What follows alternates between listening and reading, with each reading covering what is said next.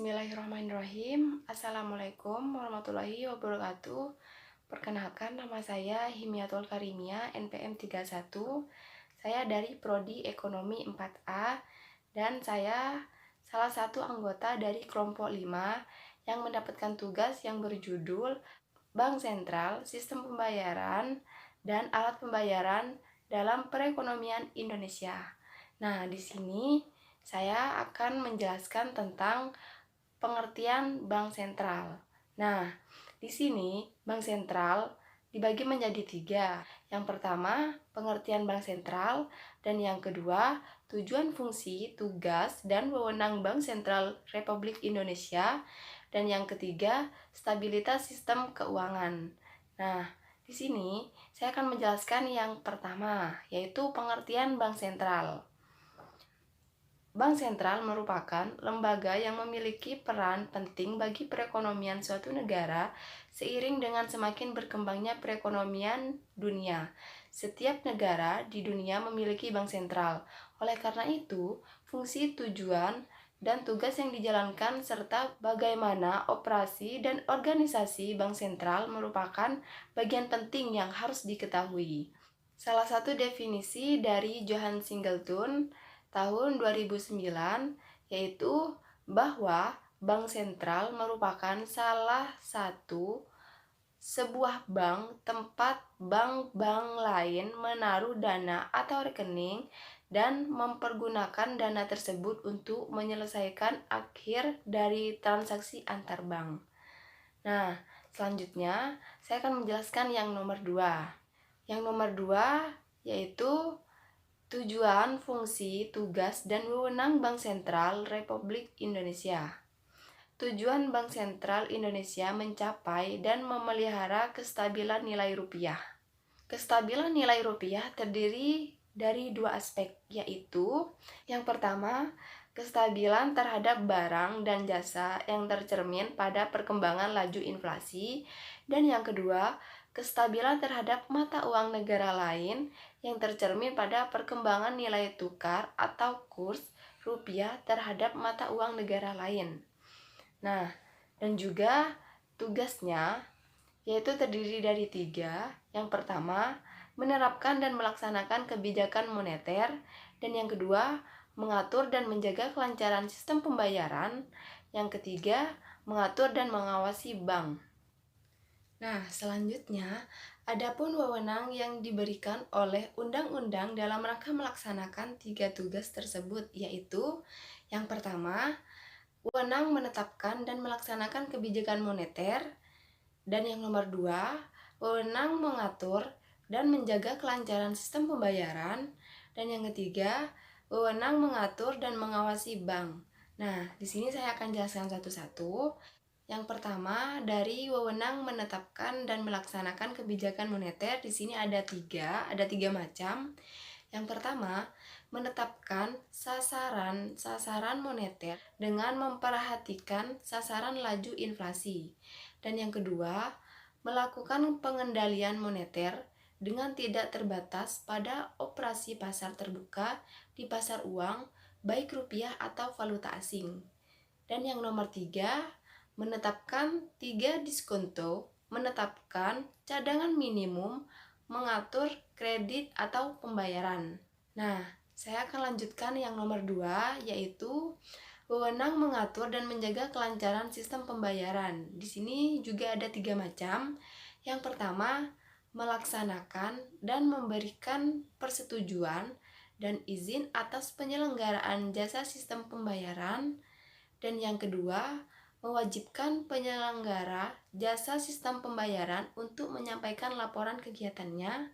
Dan yang nomor 3, menetapkan pengguna alat atau instrumen pembayaran. Seterusnya, saya akan menjelaskan yang nomor 3, yaitu wewenang mengatur dan mengawasi bank. Di sini ada 4 macam.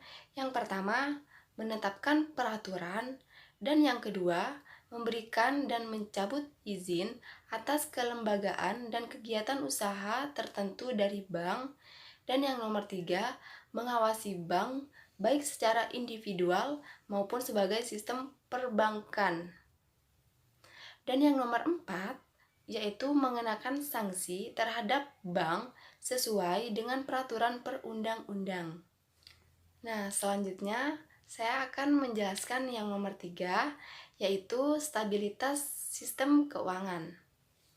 Stabilitas sistem keuangan merupakan suatu kondisi di mana seluruh lembaga keuangan, pasar keuangan, serta sarana pendukungnya memiliki ketahanan dan mampu mengatasi ketidakseimbangan keuangan.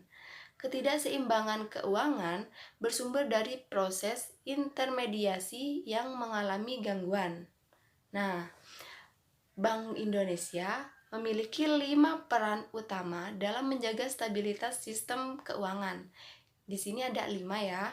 Nah, di sini saya akan jelaskan satu persatu. Yang pertama, Bank Indonesia memiliki tugas untuk menjaga stabilitas moneter, dan yang kedua, Bank Indonesia memiliki tugas peran vital dalam menciptakan kinerja lembaga keuangan yang sehat, khususnya perbankan. Dan yang nomor 3, Bank Indonesia memiliki kewenangan untuk mengatur dan menjaga kelancaran sistem pembayaran. Dan yang nomor 4, Bank Indonesia melakukan fungsi riset dan pemantauan. Dan nomor 5, Bank Indonesia memiliki fungsi sebagai jaringan pengaman sistem keuangan melalui fungsi bank sentral sebagai leader of the last resort yang bisa disebut dengan LOLR. Cukup sekian dari saya. Terima kasih. Assalamualaikum warahmatullahi wabarakatuh. Saya Anilatul Zahroh NPM 17 dari kelompok 5. Di sini saya akan menjelaskan tentang sistem pembayaran. Undang-Undang Nomor 21 Tahun 1999 Pasal 1 Ayat 6 Jo Undang-Undang Nomor 3 Tahun 2004 Jo Undang-Undang Nomor 6 Tahun 2009 tentang BI menjelaskan bahwa sistem pembayaran adalah sistem yang mencakup aturan satu lembaga dan mekanisme yang digunakan untuk melaksanakan pemindahan dana untuk memenuhi suatu kewajiban yang datang dari suatu kegiatan ekonomi. Peran Bank Indonesia dalam sistem pembayaran yang efisien dan aman yaitu dibagi menjadi 5. Ada regulator, yaitu merumuskan kebijakan, perizinan, memberikan izin pada pihak yang terkait. Ketiga, pengawasan agar kegiatan pembayaran berjalan dengan lancar. 4, operator. Kelima, fasilitator agar penyelenggaraan sistem pembayaran sistem semakin aman dan efisien. Penyelenggaraan sistem pembayaran oleh Bank Indonesia. Penyelenggaraan sistem pembayaran non-tunai oleh Bank Indonesia dilakukan 2 cara, yaitu 1. Transaksi bernilai besar atau high value diselenggarakan dengan menggunakan perangkat BI, RTGS, SSS. Kedua, transaksi bernilai kecil atau retail value diselenggarakan dengan menggunakan sistem clearing nasional Bank Indonesia atau disingkat SKBI. Penyelenggaraan transaksi oleh Bank Indonesia terdiri dari BI RTGS, BI SSSS, dan SKNBI. Untuk lebih jelasnya, simak penjelasan sebagai berikut. BI RTGS adalah transaksi pembayaran bernilai besar, merupakan urat nadi sistem pembayaran suatu negara. Sistem BI RTGS adalah suatu sistem transfer dana elektronik antara peserta dalam rupiah yang penyelesaiannya dilakukan secara seketika bertransaksi. Sistem BI RTGS pertama kali digunakan pada 17 November tahun 2000 menjadi sumber informasi agar penyelenggaraan sistem pembayaran sistem semakin aman dan efisien. Penyelenggaraan sistem pembayaran oleh Bank Indonesia.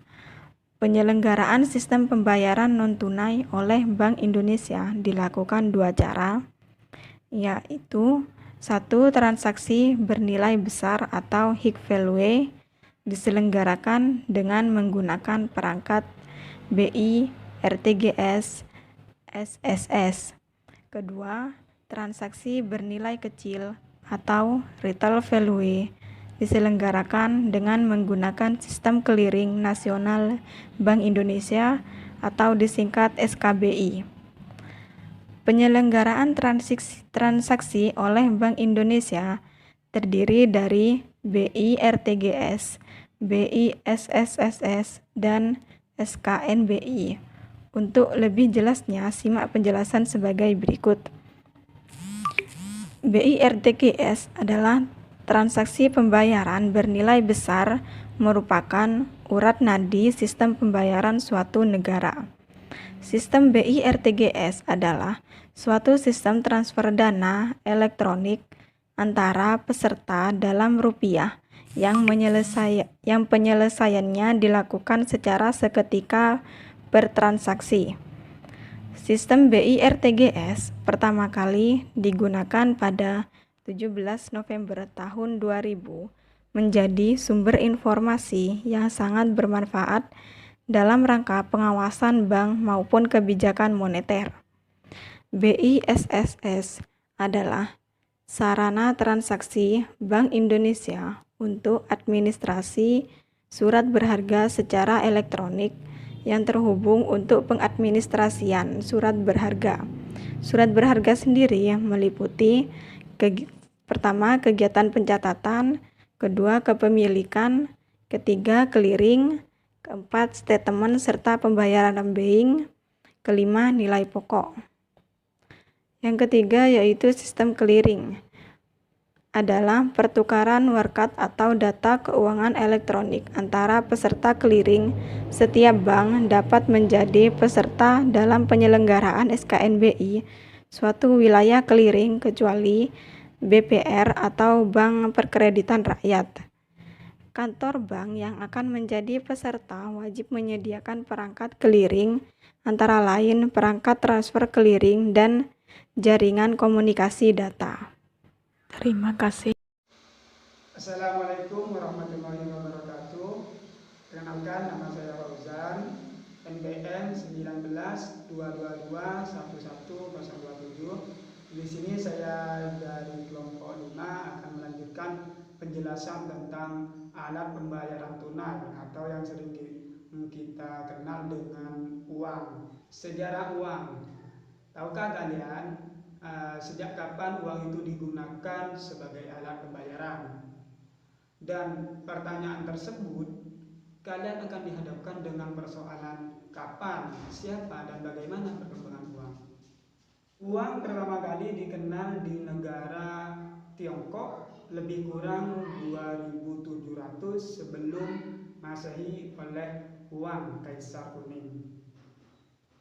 Namun sejarah purba juga telah mencatat bahwa orang Assyria, Ponisia, dan Mesir juga telah menggunakan uang sebagai alat tukar. Cikal bakal uang diawali dengan kegiatan tukar-menukar barang atau disebut dengan istilah barter. Selanjutnya yaitu pengertian tentang uang. Melalui penjelasan sebelumnya, kalian sudah mengetahui bahwa uang dapat diartikan sebagai segala benda yang diterima oleh masyarakat sebagai alat perantara dalam melakukan tukar-menukar atau perdagangan. Cara definisi dari uang itu sendiri yaitu instrumen pembayaran atau media yang digunakan dalam pertukaran. Fungsi, jenis, dan syarat uang. Fungsi uang dibagi atas dua jenis. Yang pertama fungsi asli dan yang kedua fungsi turunan. Fungsi asli juga disebut dengan fungsi primer, di mana fungsi asli dari uang itu yang pertama berfungsi untuk sebagai alat tukar. Yang kedua itu uang sebagai satuan hidup. Selanjutnya yaitu fungsi turunan, di mana fungsi uang sebagai akibat dari fungsi asli. Fungsi turunan uang yaitu sebagai berikut. Yang pertama, uang sebagai alat pembayaran yang sah. Kedua, uang sebagai alat penyimpan kekayaan dan pemindah kekayaan. Yang ketiga, uang sebagai alat pendorong kegiatan ekonomi. Yang terakhir yaitu uang sebagai standar pencicilan utang. Pengelolaan uang rupiah oleh Bank Sentral. Berdasarkan Undang-Undang Nomor 7 Tahun 2011 tentang mata uang, pada bab 4 pasal 11 dijelaskan bahwa pengelolaan uang meliputi 6 tahapan, yaitu perencanaan, pencetakan, pengeluaran, pengedaran, pungutan dan penarikan, dan yang terakhir yaitu pemusnahan. Unsur pengamanan uang. Apakah uang rupiah perlu dikenali keasliannya? Jelas, uang perlu dikenali keasliannya. Uang rupiah merupakan alat pembayaran yang sah dan merupakan simbol kedaulatan Negara Kesatuan Republik Indonesia. Selanjutnya yaitu pengelolaan keuangan. Pengertian pengelolaan keuangan. Pengelolaan keuangan adalah sebuah tindakan untuk mencapai tujuan-tujuan keuangan di masa yang akan datang. Pengelolaan keuangan meliputi pengelolaan keuangan pribadi, pengelolaan keuangan keluarga, dan juga pengelolaan keuangan perusahaan. Pengelolaan keuangan. Tujuan pengelolaan keuangan diantaranya sebagai untuk mencapai target dana tertentu di masa yang akan datang. Selanjutnya yang nomor 2, tujuan dari pengelolaan keuangan yaitu untuk melindungi dan meningkatkan kekayaan yang dimiliki. Yang ketiga, mengatur arus kas. Selanjutnya, melakukan manajemen risiko dan mengatur risiko investasi dengan baik. Dan yang terakhir, mengelola utang piutang. Tahapan dalam pengelolaan keuangan. Yang pertama, mencatat harta atau aset yang sudah dimiliki. Yang kedua, mulailah mencatat semua pengeluaran. Yang ketiga, identifikasi pengeluaran rutin bulanan dan tahunan. Dan yang terakhir, menyusun rencana pengeluaran. Pengertian menabung. Menabung merupakan bagian dari pengelolaan keuangan. Karena menabung adalah kegiatan menyisihkan uang untuk dikumpulkan guna mencapai target tertentu agar kelak dapat digunakan untuk memenuhi kebutuhan dan keinginan. Sedangkan tujuan dari menabung itu sendiri yaitu untuk membiayai kejadian yang tidak terduga dan untuk merencanakan keuangan di masa yang akan datang.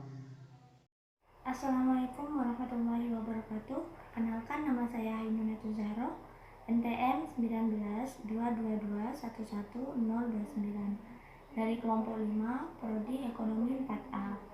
Di sini saya akan menjelaskan mengenai alat pembayaran non tunai. Alat pembayaran secara umum dibagi menjadi dua, yaitu alat pembayaran tunai dan dua alat pembayaran non tunai.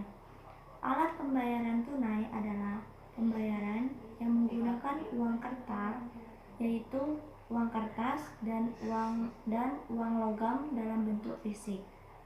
Yang pertama, uang kertas. Uang kertas adalah uang yang terbuat dari kertas dan dengan adanya gambar dan cap tertentu untuk yang merupakan alat pembayaran yang sah. Dan yang kedua adalah uang logam. Uang logam adalah uang yang terbuat dari logam, emas, ataupun perak dengan nominal kecil. Dan yang kedua adalah alat pembayaran non-tunai. Alat pembayaran non-tunai adalah pembayaran yang menggunakan kartu ATM, kartu debit, dan uang elektronik lainnya.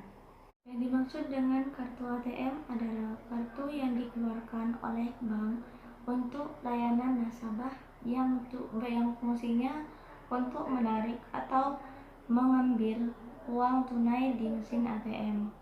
Kemudian kartu debit. Kartu debit adalah kartu yang dapat kamu gunakan untuk berbelanja selain menggunakan uang tunai dari bank rekening kamu. Sedangkan uang yang kamu keluarkan akan langsung tertarik dari rekening kamu sendiri, sehingga kamu dapat menggunakan pembayaran seperti halnya membayar dengan uang tunai.